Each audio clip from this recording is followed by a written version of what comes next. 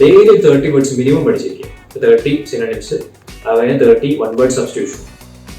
SSCയുടെ എക്സാമിന് റെലവെന്റ് ആയിട്ടുള്ള current affairs അവർ അവരുടെ വെബ്സൈറ്റിൽ ഡെയിലി എഴുതാം. എത്രയും കൂടുതൽ മാർക്ക് സ്കോർ ചെയ്യുന്നുള്ളതനുസരിച്ച് ഒരു ടോപ്പിക്ക് നമ്മൾ വിടരുത്. വെയിറ്റേജ് കുറവാണ്.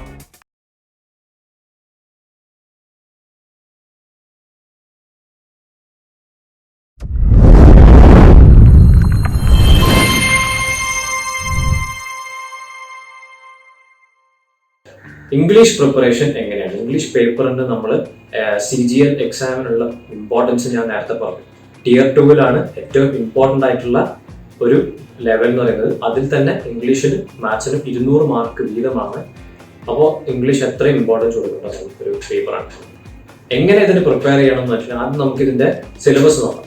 ഇംഗ്ലീഷിലെ Tier 1 സിലബസ് എന്ന് പറയുന്നത് ഇംഗ്ലീഷ് കോംപ്രിഹെൻഷൻ എന്നാണ് ഈ പേപ്പറിന്റെ പേര്. Candidates' ability to understand correct English, his or her basic comprehension and writing ability would be tested. നമ്മൾ Tier 2-ല് സിലബസിലാണ് അവർ കറക്റ്റായിട്ട് പറയുന്നത്. എന്തൊക്കെയാണ് ഇതിൽ വരുന്ന ടോപ്പിക്സ് എന്ന് പറയുന്നത്. പേപ്പർ 2 എന്ന് പറയുന്ന Tier 2-ല് will be based on spot the error, പിന്നെ fill in the blank, synonyms, antonyms, spelling, detecting misspelled words, idioms and phrases, one word substitution, improvement of sentences, active passive voice of verbs, conversion into direct indirect narration, shuffling of sentence parts, shuffling of sentences in a passage, then close passage and comprehension passage. ഈ പറയുന്ന ടോപ്പിക്കുകളിൽ നിന്നാണ് questions വരിക, കൃത്യമായിട്ട് പറയുന്നത്. അപ്പോൾ ഇതിൽ നിന്ന് വരുന്ന ക്വസ്റ്റ്യൻസ് എന്ന് പറയുന്നത് പ്രീവിയസ് ഇയർ ക്വസ്റ്റ്യൻസ് റിപ്പീറ്റ് ചെയ്ത് വയ്ക്കുന്ന ഒരുപാട് സംഭവങ്ങൾ, ഒരുപാട് സെക്ഷൻസ് ഉണ്ട്. സിനോണിംസ്, ആന്റണിംസ്, ഇഡിയംസ് എന്നൊക്കെ പറയുന്നത്. ഓക്കെ, അപ്പോൾ എങ്ങനെ പ്രിപ്പയർ ചെയ്യണം എന്ന് പറയുകയാണെങ്കിൽ ഇപ്പോൾ ഇംഗ്ലീഷിൽ നമുക്ക് ഗ്രാമർ ആവശ്യമുണ്ട്, അതിൻ്റെ കൂടെ തന്നെ വൊക്കാബുലറി ആവശ്യമുണ്ട്. ഏതിനാണ് കൂടുതൽ വെയിറ്റേജ് എന്ന് പറയുമ്പോൾ അത് നമുക്ക് കൃത്യമായിട്ട് അങ്ങനെ പറയാൻ പറ്റില്ല. അത് ഓരോന്ന് വ്യത്യാസം വരാം. എന്തായാലും വൊക്കാബുലറി വളരെ ഇമ്പോർട്ടൻ്റ് ആയിട്ടുള്ള ഒരു സബ്ജക്റ്റ് തന്നെയാണ്. പിന്നെ ഗ്രാമർ എന്ന് പറയുന്ന സബ്ജക്റ്റ് നമുക്ക് ഗ്രാമർ എങ്ങനെ പ്രിപ്പയർ ചെയ്യണമെന്ന് വെച്ചിട്ടുണ്ടെങ്കിൽ മെയിനായിട്ട് പ്രാക്ടീസ് തന്നെയാണ്. പ്രാക്ടീസ് എന്ന് പറയുമ്പോൾ ഗ്രാമറിൽ ഏതൊക്കെയാണ് സബ്ജക്റ്റ് ടോപ്പിക്സ് നമുക്ക് കൊണ്ടുപോകാം. അതായത് ഇംപ്രൂവ്മെന്റ് ഓഫ് സെന്റൻസസ് ഗ്രാമറിലാണ് വരുന്നത്. ഇംപ്രൂവ്മെന്റ് ഓഫ് സെന്റൻസസ്, പിന്നെ active passive voice of verbs, പിന്നെ കൺവേർഷൻ, ഡയറക്റ്റ് ഇൻഡയറക്റ്റ് സ്പീച്ച്, പിന്നെ shuffling of sentence parts, close passage, comprehension. ഇതൊക്കെ ഏതാണ്ട് ഒരു ഗ്രാമർ ആണ് നമുക്ക് കൂടുതൽ വേണ്ടത്. ഈ ഗ്രാമർ ആവശ്യമുള്ള സബ്ജക്ട്സ് ടോപ്പിക്സ് ആണ് ഇതൊക്കെ. ഇതുപോലുള്ള ബുക്കുകൾ നിങ്ങൾ റെഫർ ചെയ്യുകയാണെങ്കിൽ ഇപ്പോൾ കിരൺ പബ്ലിക്കേഷന്റെ ബുക്ക് കണ്ടു. ആ ബുക്കിൽ എങ്ങനെയാണെന്ന് പറയുന്നത് വെച്ചാൽ ഇപ്പം ആൻസർ കൊടുത്തിട്ടുണ്ടാവും, ഒരു സെന്റൻസിൽ എറർ പാർട്ട് കൊടുത്തിട്ടുണ്ടാവും, അതിൽ കൊടുക്കുന്ന എക്സ്പ്ലനേഷൻ ഉണ്ടാവും. നിങ്ങൾ എവിടെയാണ് അതിന്റെ തെറ്റെന്നും ആ തെറ്റ് ഏതാണെന്ന് മനസ്സിലാക്കുക. അത് വായിച്ചു നോക്കുക, വായിച്ചു നോക്കിയിട്ട് അത് നോട്ട് ചെയ്യുക.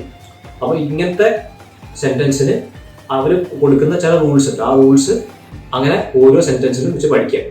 അതായത് ഓരോ ടൈപ്പ് ഉണ്ടാവും, ഓരോ ഈ ടൈപ്പ് സെന്റൻസിന് ഈ ടൈപ്പ് റൂൾസ് ആണ് അപ്ലൈ ചെയ്യേണ്ടത്. അപ്പൊ അങ്ങനെ നിങ്ങൾ എത്രത്തോളം സെന്റൻസ് കവർ ചെയ്യാൻ പറ്റുന്നു അത്രയും നല്ലതാണ്. നിങ്ങൾ കവർ ചെയ്യുന്ന സെന്റൻസ് ഏതാണ് അത്, അല്ലെങ്കിൽ പാർട്ട് ഇപ്പം ഗ്രാമർ ഏതെങ്കിലും ഒരു റൂള് നിങ്ങൾ പഠിച്ചു, ആ റൂള് പഠിക്കുകയാണെങ്കിൽ നന്നായിട്ട് ആ ഒരു നോട്ട്ബുക്കിൽ അത് നോട്ട് ചെയ്ത് വെക്കുക.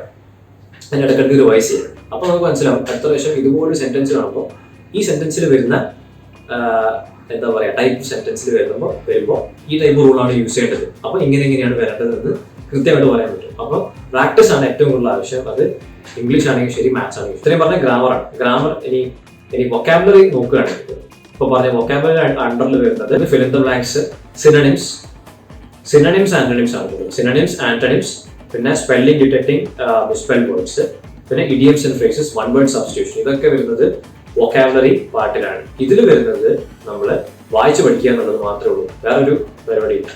അപ്പോൾ അതിൽ വരുന്നത് നമുക്ക് ഇതുപോലുള്ള ബുക്കുകൾ, ഞാൻ പറഞ്ഞ 2 ബുക്ക് റെഫർ ചെയ്തിട്ടുണ്ടെങ്കിൽ ഇഷ്ടംപോലെ വാക്കുകൾ ഉണ്ടായിട്ട് എങ്ങനെയാണ് ചെയ്യേണ്ടതെന്ന് വെച്ചാൽ ഡെയിലി ഒരു 30 വാക്കിന്റെ മീനിങ് പഠിക്കുക. ഡെയിലി 30 വേർഡ്സ് മിനിമം പഠിച്ചിരിക്കുക. 30 സിനോണിംസ്, അതുപോലെ 30 വൺ വേർഡ് സബ്സ്റ്റിറ്റ്യൂഷൻ, പിന്നെ 30 ഇഡിയംസ് ആൻഡ് ഫ്രേസസ്. അങ്ങനെ ഒരു 30 അല്ലെങ്കിൽ 25 വെച്ചിട്ട് ഓരോ സെക്ഷനിലും ഡെയിലി പഠിക്കും. വേറൊരു ഇമ്പോർട്ടൻ്റ് ആയിട്ടുള്ള ഒരു കാര്യം എന്താണെന്ന് വെച്ചാൽ ഈ പഠിക്കുന്ന കാര്യങ്ങൾ എന്താണോ, ഇപ്പം നമ്മൾ ഒരു നോട്ട്ബുക്ക് വെക്കുന്നത് വളരെ ഇമ്പോർട്ടൻ്റ് ആണ്. ഒരു ആഴ്ചയിൽ നിങ്ങൾ പഠിക്കുന്ന കാര്യങ്ങൾ മൺഡേ തൊട്ട് സൺഡേ വരെയുള്ള പഠിക്കുന്ന കാര്യങ്ങൾ എങ്ങനെയാണ് ചെയ്യേണ്ടത് വെച്ചാൽ നിങ്ങൾ ഇന്നിപ്പോൾ ഒരു ടോപ്പിക്ക് പഠിച്ചിട്ടുണ്ടെങ്കിൽ ആ ടോപ്പിക്ക് എവിടെയാണോ പഠിച്ചത്, എന്താണോ പഠിച്ചത്, കൃത്യമായിട്ട് ആ നോട്ടിൽ റെക്കോർഡ് ചെയ്ത് വെക്കുക. എന്തുകൊണ്ടാണെന്ന് വെച്ചാൽ നിങ്ങൾക്ക് ഈ എക്സാമിനെ പറ്റി പറയുകയാണെങ്കിൽ ഒരുപാട് സിലബസ് വളരെ വാസ്റ്റായി കിടക്കുന്ന സിലബസാണ്. ഒരുപാട് നമുക്ക് കവർ ചെയ്യണം. അതുകൊണ്ട് തന്നെ ഒരു കാര്യം പഠിച്ചിട്ടുണ്ടെങ്കിൽ അത് പിന്നീട് റെഫർ ചെയ്യാൻ പറ്റിയില്ലെങ്കിൽ, തിരിച്ച് റിവൈസ് ചെയ്യാൻ പറ്റിയില്ലെങ്കിൽ അത് പിന്നീട് മറന്നു പോകാൻ സാധ്യതയുണ്ട്. അതുകൊണ്ട് തന്നെ നിങ്ങൾ എന്താണോ പഠിക്കുന്നത് അത് ആ ഒരു ബുക്കിൽ റെക്കോർഡ് ചെയ്ത് വെക്കുക. അതിനുശേഷം നിങ്ങൾ ഒരു മൺഡേ തൊട്ട് സാറ്റർഡേ വരെ പഠിക്കുക. അതിനുശേഷം ഞായറാഴ്ച, സൺഡേ ഈ പഠിച്ച 6 ദിവസം പഠിച്ച ടോപ്പിക്സ് ഒന്ന് ആ ബുക്ക് എടുത്തിട്ട് നോക്കുക. എന്തൊക്കെയാണ് പഠിച്ചത്, ആ പഠിച്ചത് മാത്രം റിവൈസ് ചെയ്യുക. സൺഡേയുള്ള പഠിക്കുന്ന പരിപാടി അത് മാത്രമാണ്. എന്താണോ പഠിച്ചത് അത് നോട്ട് ചെയ്ത് വെക്കുക. ഡേറ്റ് ഇട്ടിട്ട് ആ ടോപ്പിക്സ് മാത്രം നിങ്ങൾക്ക് പിന്നീട് അത് ആ പഠിച്ച ഭാഗത്തേക്ക് തിരിച്ചു പോകാൻ പറ്റുന്ന രീതിയിൽ നോട്ട് ചെയ്ത് വെക്കുക ആണ് എൻ്റെ ബെസ്റ്റ് പരിപാടി. അപ്പം നമുക്ക് ഏതൊക്കെയാണോ ഇതുപോലുള്ള നമ്മൾ പഠിച്ച വേർഡ്സ്, സിനോണിംസ്, ആന്റണിംസ് ഏതൊക്കെയാണ് പഠിച്ചത്, ഇഡിയംസ് ആൻഡ് ഫ്രേസസ് പഠിച്ച ഏതൊക്കെയാണ്, അതൊക്കെ പിന്നീട് തിരിച്ചു പോയിട്ട് റിവൈസ് ചെയ്യാൻ പറ്റും. ഇല്ലെങ്കിൽ നമുക്ക് റിവൈസ് ചെയ്തിട്ടില്ലെങ്കിൽ അത് മാറുന്നതാണ് 100%. CGL മാത്സ് പഠിക്കാൻ പ്രിപ്പയർ ചെയ്യാൻ ഫേമസ് ആയിട്ടുള്ള യൂട്യൂബ് ചാനൽസ് നോക്കുകയാണെങ്കിൽ അഭിനയ് ശർമ്മ എന്ന് പറയുന്ന പുള്ളിക്കാരൻ്റെ യൂട്യൂബ് ചാനലുണ്ട്. പുള്ളിക്കാരൻ ഹിന്ദിയിലാണ് എക്സ്പ്ലെയിൻ ചെയ്യുക കാര്യങ്ങളൊക്കെ. ഹിന്ദി ഫോളോ ചെയ്യാൻ പറ്റുകയാണെങ്കിൽ അത് നല്ലൊരു ഓപ്ഷനാണ്. പിന്നെ ഒരുപാട് അങ്ങനത്തെ ചാനൽസ് ഉണ്ട്. പക്ഷേ ഈ പുള്ളിക്കാരൻ്റെ മെത്തേഡ്സ് ഒക്കെ നല്ല എക്സാമിന് വളരെ റിലവൻ്റ് ആയിട്ടുള്ള മെത്തേഡ്സ് ആണ്. സൂപ്പർ മെത്തേഡ്സ് ആണ്. അഭിനയ് ശർമ്മ പുള്ളിക്കാരൻ്റെ ചാനലിൻ്റെ ലിങ്ക് ഞാൻ ഡിസ്ക്രിപ്ഷനിൽ ഇടുന്നുണ്ട്. You can check it out. Current affairs preparation എന്ന് പറയുന്നത്, കറണ്ട് അഫയേഴ്സ് നമ്മൾ SSC, CGL, CHSL എക്സാമുകളെ കുറിച്ച് പറയുമ്പോൾ കറണ്ട് അഫയേഴ്സ് കാര്യമായിട്ട് ഒരു വെയിറ്റേജ് ഇല്ല. കാരണം Tier 1 കറണ്ട് അഫയേഴ്സ് വരുന്നത്. Tier 1 തന്നെ ജനറൽ അവയർനെസ് എന്ന് പറയുന്ന 25 ക്വസ്റ്റ്യൻസിനിടയിൽ അതിൽ വരുന്ന ഒരു ടോപ്പിക് മാത്രമാണ് കറണ്ട് അഫയേഴ്സ് വരുന്നത്.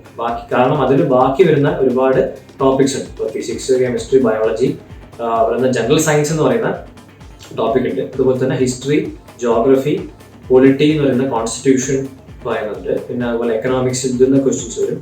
പിന്നെ സ്റ്റാറ്റിക് ജനറൽ നോളജ് എന്ന് ക്വസ്റ്റ്യൻസ് വരും. ഇത് കഴിച്ചാണ് ഒരു മാക്സിമം ഒരു 5-6 ക്വസ്റ്റ്യൻ ഒക്കെയാണ് ജനറൽ കറണ്ട് അഫയേഴ്സിൽ ചോദിക്കാറ്. എന്ന് വെച്ചാൽ അത് ഒരിക്കലും മിസ്സാക്കാൻ പാടില്ല. കാരണം ഒരു മാർക്കിന്, അര മാർക്കിനൊക്കെ ചിലപ്പോൾ നമുക്ക് സെലക്ഷൻ കിട്ടാതെ വരും.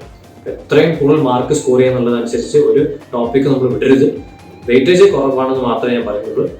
എങ്ങനെ പ്രിപ്പയർ ചെയ്യണമെന്ന് പറഞ്ഞിട്ടുണ്ടെങ്കിൽ നമുക്ക് ഹിന്ദു പേപ്പർ തന്നെ ബെസ്റ്റ് വായിക്കാം.